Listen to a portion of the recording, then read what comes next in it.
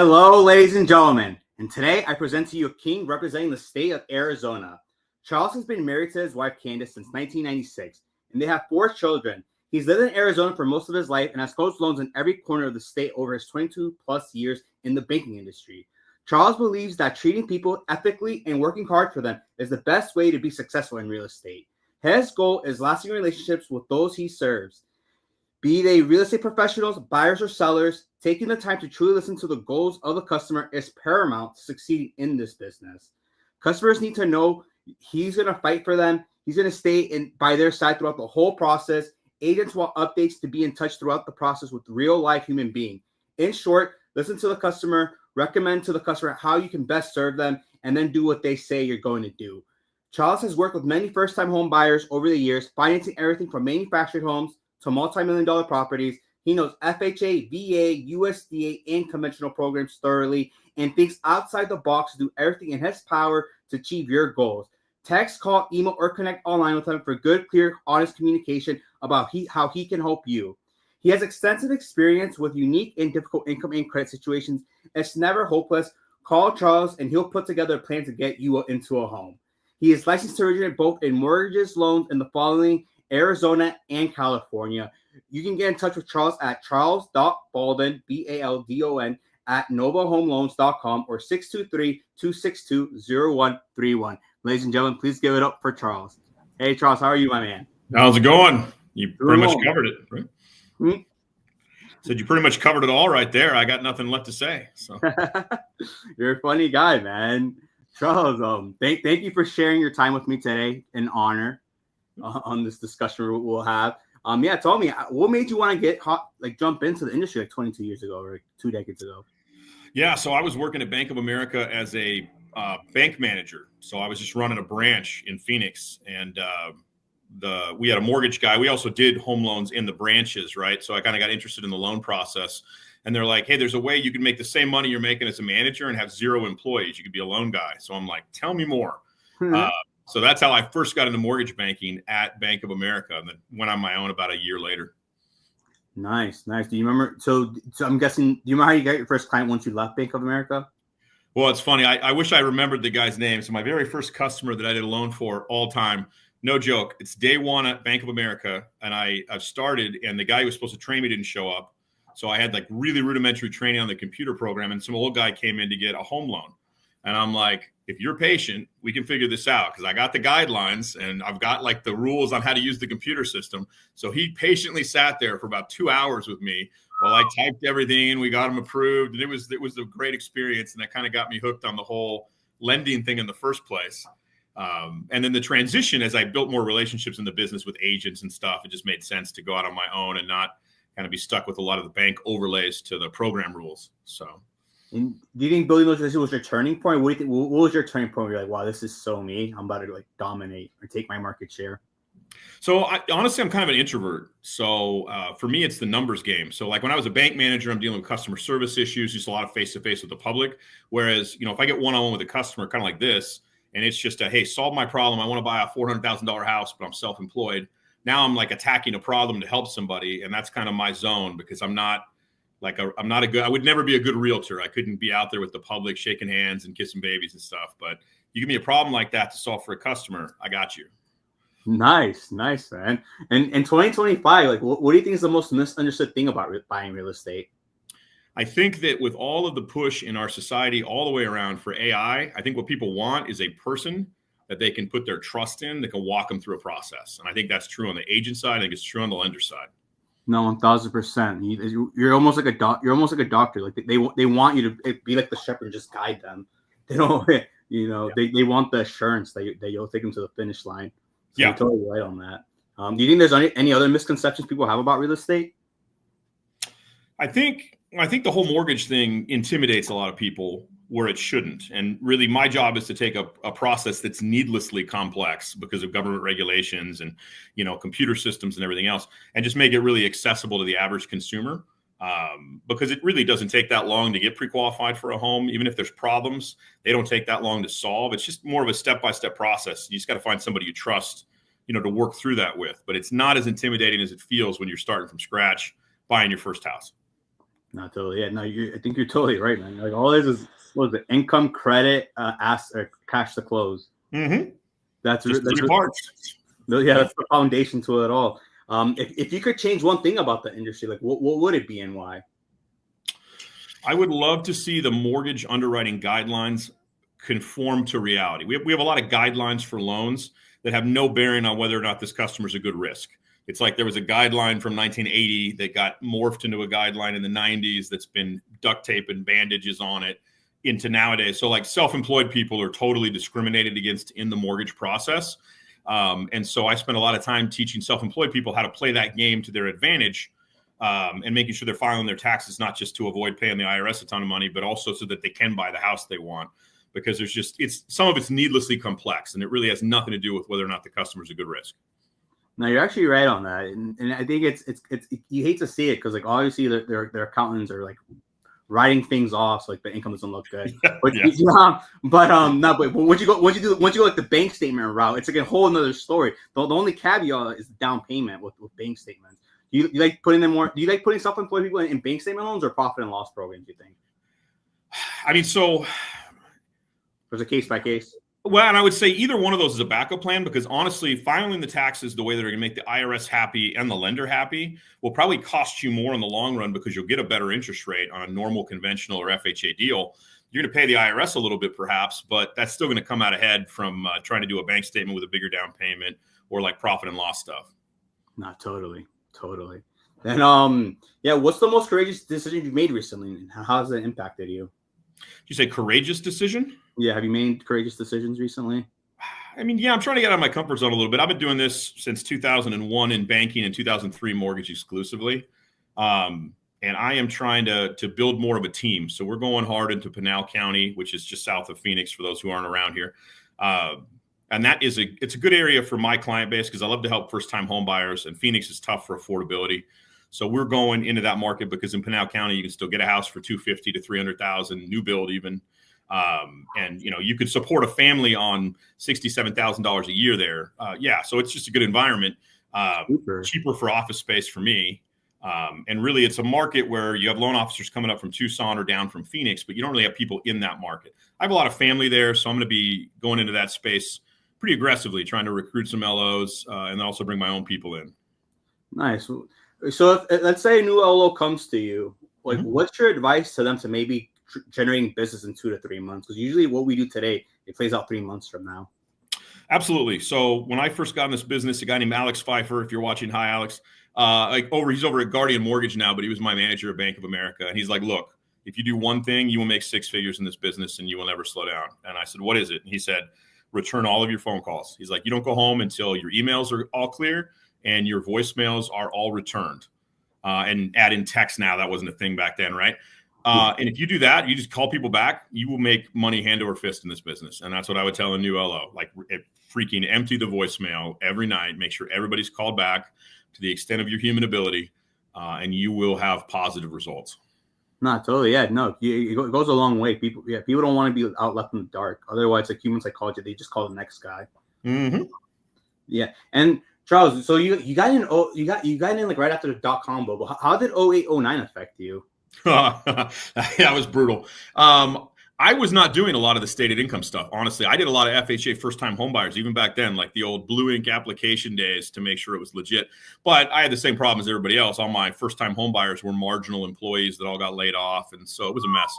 I honestly helped start a church during that time period and made a lot less money doing real estate, not voluntarily. So I stayed licensed the whole time, made a lot less money, adjusted. And then when things came back in 12, 13, 14, I kind of rebuilt the business. Nice. And how was it pivoting, I guess, after the pandemic? Like 2022, like April 22, like second quarter, third quarter, that's when interest rates started going on the rise. Mm-hmm. Like, is this environment similar to yours, or is it like a breeze to you going through these times? I think that, obviously everybody's volume dropped a ton, right, in mid 2022 when all that happened. Yeah. But that's where you fall back on make sure you call everybody back, make sure you're providing the good service, make sure in my case, I do a lot of first-time home buyers, a lot of credit repair. Nova's got a whole division that does that at no cost for people. So it's a great service that they offer. It's one of the things that keeps me here. But it was a good year to just focus on that kind of stuff. And you know what? You could do that and you could still eat in this business. And honestly, I see a lot of empty offices walking around, a lot of people not hustling right now. So I think it's partly economic, but I think a lot of people use that as an excuse to kind of quit. And the people that double down and are willing to grind it out are succeeding. Yeah, 1,000. Yeah, your market. Your market share will compound. It definitely will grow once it gets easier. And what do you think is the next big move? What should we expect big? Should we expect in the industry, and how are you contributing to that? The next big thing. I honestly think that we're going to see this next generation of home buyers. I think the internet is running its course.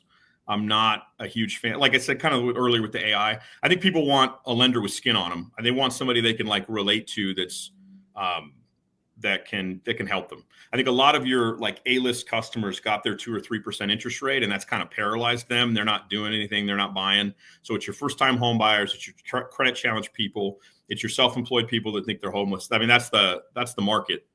And if you can focus on those people and serve them well, I think you're going to do fine in this, upcoming change that we're going to see again. No, with I think slightly better rates. Yeah, hopefully better rates are around the horizon. I think so. The predictions always say they're going to cut rates, and then they don't. So yeah, I think with inflation coming down, I think the thing that Trump's going to do that's going to help the most isn't monetary policy. It's opening up the drilling. And when oil prices come down, the cost of everything gets cheaper because everything's shipped on a truck. So I think that's what's going to address the inflation issue, and you'll start to see it normalize in a few more months. And the reporting lags, right? So I think it'll be a few months after it gets better in real life. It'll get better on the reporting, which will help the mortgage rates. You're totally right. You're a very macroeconomic thinker, I would say. Good for you, man. Good for you putting in those 7,000 hours. And you don't have to answer this, Charles, but like, how do you handle criticism or negative feedback about your work if it's ever occurred? It's funny. So I think there's negative criticism on 2 levels. Sometimes you do an objectively crappy job, right? You missed something. You didn't call people when you said you'd call them. You failed, right? That in that sense, you apologize, and you get better because that's usually fixable. Sometimes you fail on more of an emotional level, and I try to bring this up with new LOs. So like, if I close a deal on time, objectively I succeeded, right? Everything got done exactly according to contract. But if that customer wanted me to close a day early, I told him I could, and now I close on time. In their mind, I'm a day late. And so the emotional objection of that customer to me is he's not going to give me a great review, right? Because he had an expectation that didn't get met, even though in reality, we did everything the contract required and then some. So you got to manage both parts of the process. And sometimes it's just a matter of saying to people, hey, you know what? I sucked and I apologize and I will do better next time, which doesn't help you, but it'll help the next guy. And, learn from it and move on. No, you're totally right. Oh, yeah. It's funny how, you always got to set like the proper expectation for the consumer, the client. Otherwise, like, even though like you said, you can knock it out of the park, but in their head, if it wasn't communicated, there's a disconnect.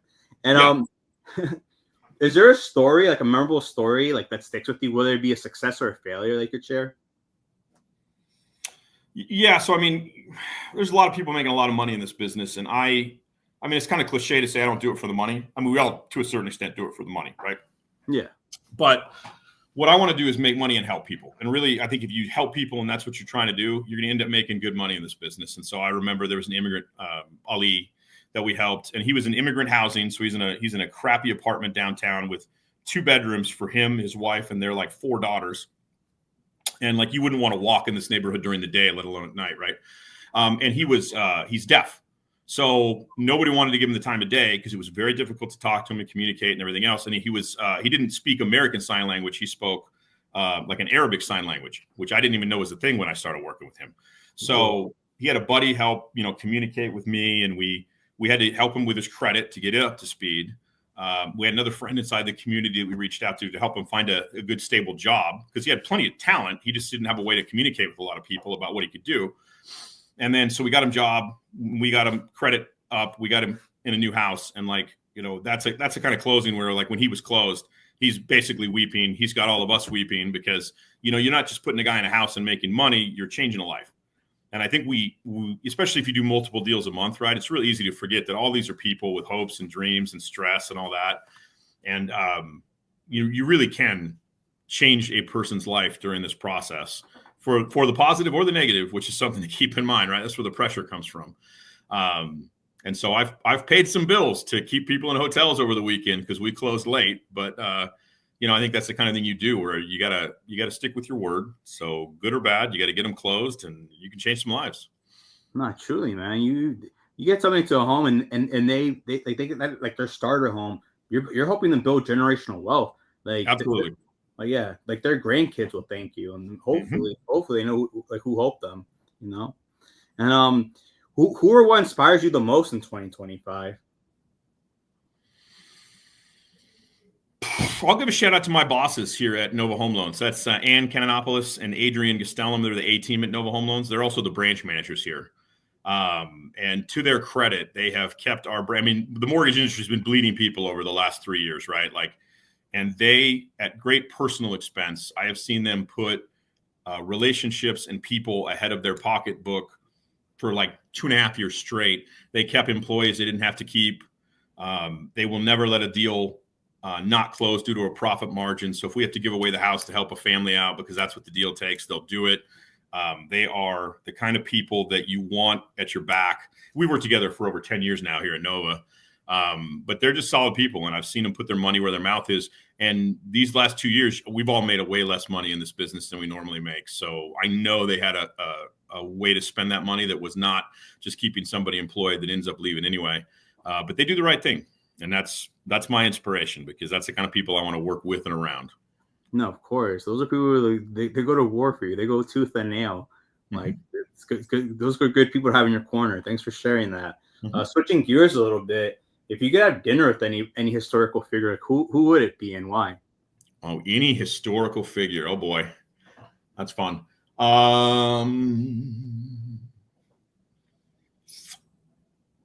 I would say, boy, you got me there. Joshua Chamberlain from the Civil War. I'm a Civil War history buff. Joshua Chamberlain was a Civil War officer from Maine. He defended Little Round Top at the Battle of Gettysburg. And he went on to be a superintendent of school. And I think he was either the mayor or the governor. He might have been the governor of Maine for a while, too. Got shot 6 times during the war, came back, served. He was there at the surrender at Appomattox and led the American soldiers in a salute of the Confederates as they marched away. Just a fascinating guy because he was a school teacher. So it's almost like a Tom Hanks character from Saving Private Ryan, but he survived. And it was real, of course. So, yeah, he'd be a fascinating guy to sit down, kind of hear his philosophy, hear what those moments were like. If you ever get a chance to watch the movie Gettysburg that was done by Turner Films probably 25 years ago now, he's one of the central characters of it. I believe it's Jeff Daniels plays the character in the movie, does a phenomenal job. But he'd be a fun one to sit down and talk to. Whoa, do they teach that in school, or do you learn that from him, like some library book? So I am a nerd. So yeah, I like to read, and I like to read history, and I like to read the real story. So I'm one of those. It's like, the victors write the history books, right? So it's kind of fun to read as many like eyewitness or recent histories as you can of like historical events. So like I like to read American history books like within a generation of when the event happened. So I've got like some early 1900s American history books where they're still interviewing people who were all alive that fought in the Civil War, for example. So it's a little different than just reading a history book that's like, hey, this battle happened on this day, and this happened this day. Really makes them come alive. Oh, that's wild. Now, but history does repeat itself. Like right now we're living through capitalism. Like they say if you study history enough, they say capitalism is the precursor to socialism. But we'll see if that actually happens. What's the biggest lesson you learned in your career so far out of everything that you experienced? Like, what's that one lesson that really sticks with you? That it's not rocket science to make money in this business.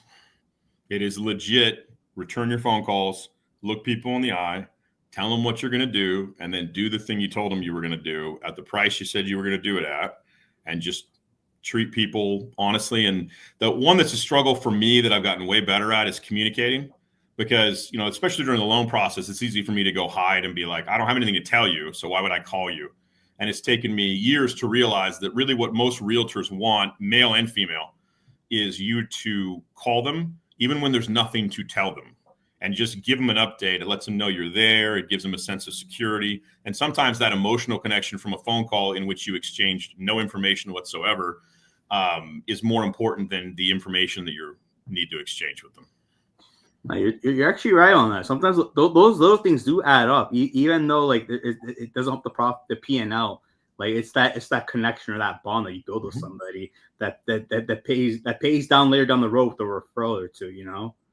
And then what's the key to maintaining work-life balance in your life, and like how do you apply it?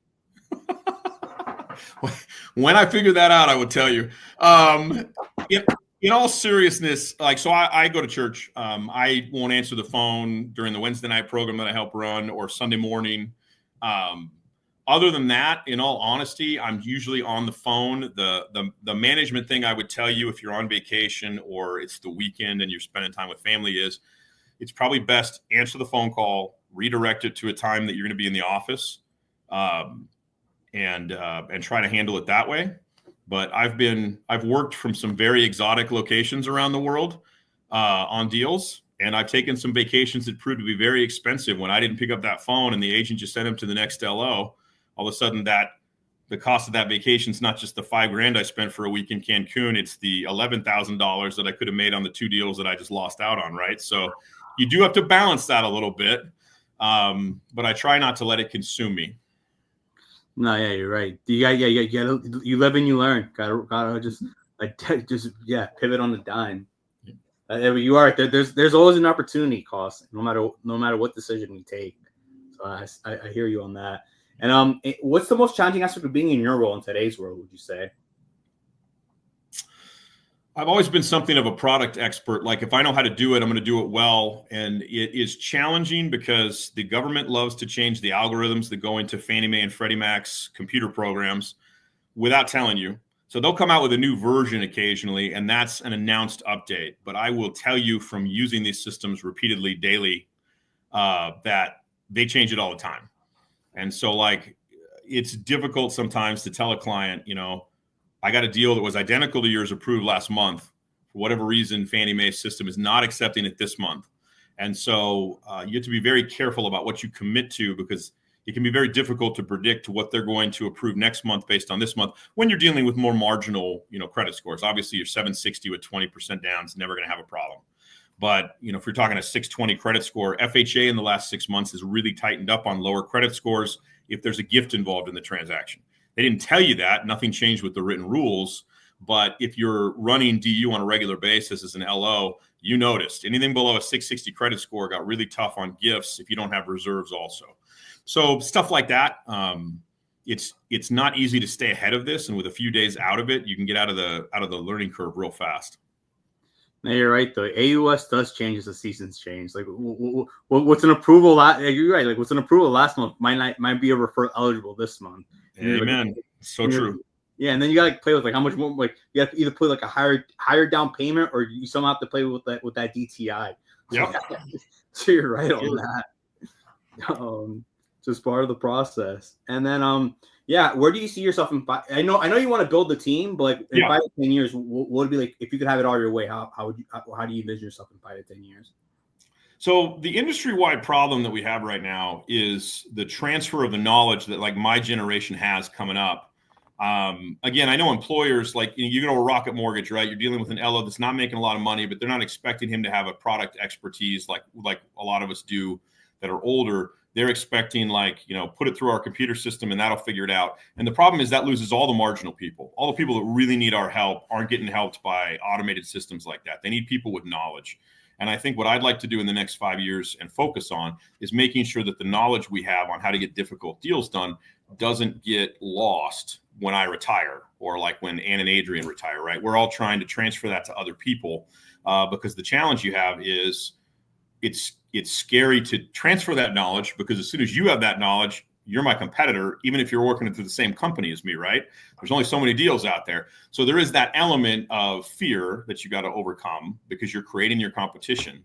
But I think that knowledge really needs to be transferred for the good of the industry as a whole. So it can be a challenge. I'd really like to have a position either, as a manager or something else where I can be a resource for LOs on deals to help them get difficult deals done.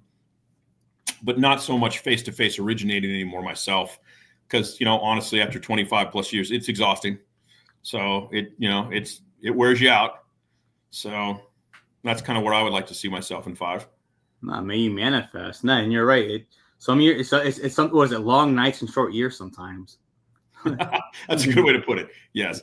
No, you're totally right. Are you starting implementing AI into implementing AI at all to your daily regimen, or is that something you're still like dabbling with? No, and I'm kind of the old grumpy guy too. So like I didn't like it when everything shifted over to texting from email. So deal with me that way for sure.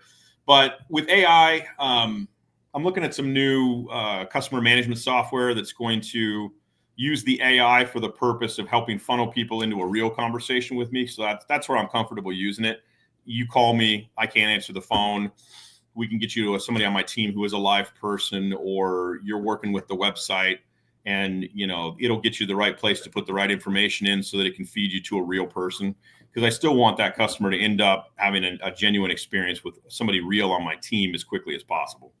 Yeah, of course. You want to get like an exceptional user experience. I totally get that. And like, is there any like books, podcasts, articles, or any coaching that has a significant impact in your life or work?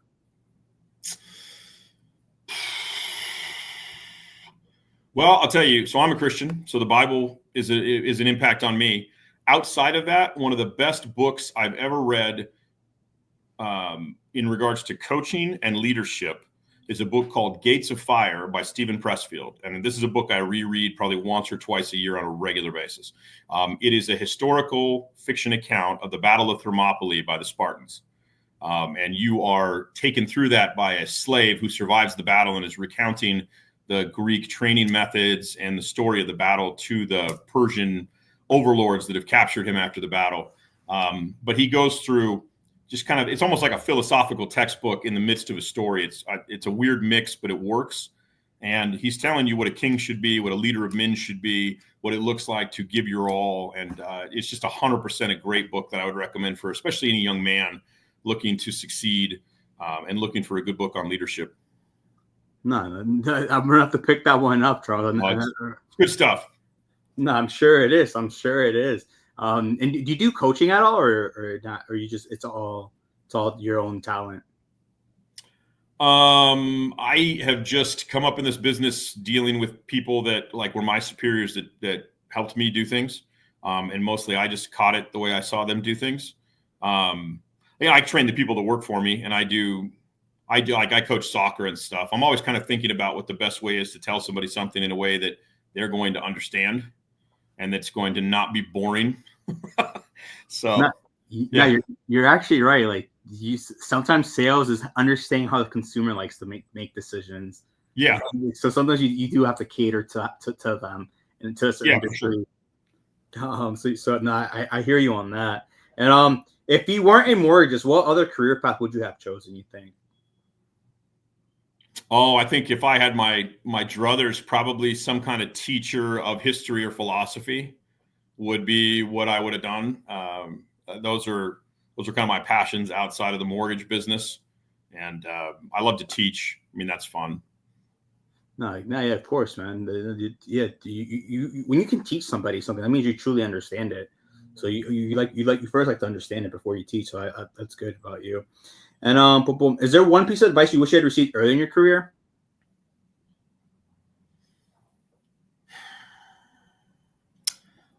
Yeah. So it took me a long time. It took me a long time to realize, don't take things personally. This business is all about deadlines, and it's very stressful. And we as mortgage people are dealing with, my realtor's ability to eat this month, right? So especially in this market, that realtor who brought me that deal might be closing that deal this month. And this is where their family's paying their bills. And so it's easy to just hear them upset or stressed and not think about what's really behind that, right? That it's not personally directed, that it's shows you the importance of the deal, but it's not aimed at me or anything else.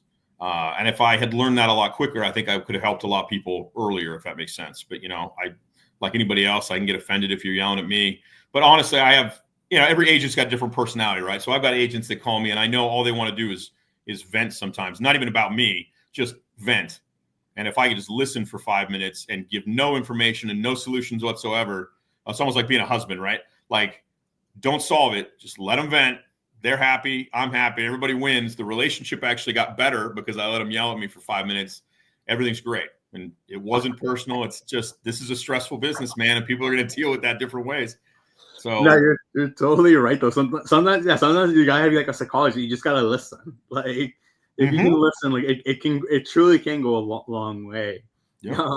That's funny on that. And then what legacy do you hope to leave behind through your work when it's all said and done?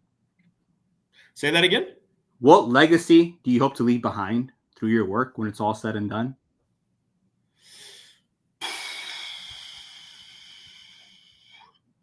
So that's a good question. I would hope that I can pass off my business to another LO, like a younger LO, that can continue on with the same mindset that I've got now, which is that it's not about making money, but if you treat people the right way and you take care of the customer, you will make a lot of money. And you'll make a change to the community in the process. Because really, homeowners, I mean, the statistics all bear it out, right? Responsible homeowners transform a community. Everybody makes money. The community benefits from that stability.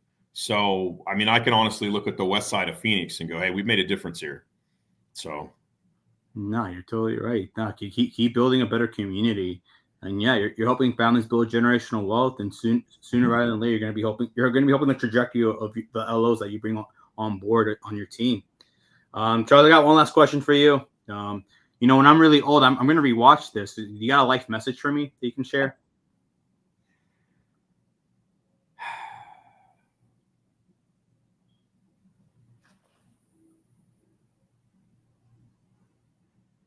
So to put it in one sentence, no matter what you're doing, do your absolute best and understand that sometimes your best is not going to be good enough. So at every chance you get, make your best better. There it is. Always honing the craft, even after doing the 10,000 hours. Mm-hmm. My guy. Always working, never satisfied. Charles, it was a true pleasure spending this time with you. Do you have any questions, comments, or thoughts for me? No, I appreciate the opportunity. It's kind of fun to do. I didn't know what to expect, but I appreciate you in this chance. Thank you. No, thank you, Charles. Ladies and gentlemen, you just heard from a king representing the state of Arizona, Charles Baldon. Reach out to him if you're looking to buy, sell, or learn about mortgages. Charles, how do you like to be contacted? Text message is great. So, give me a text at that 623-262-0131 number. Perfect. There it is. Charles, thank you once again. You can stay on the call for 1 minute. Absolutely.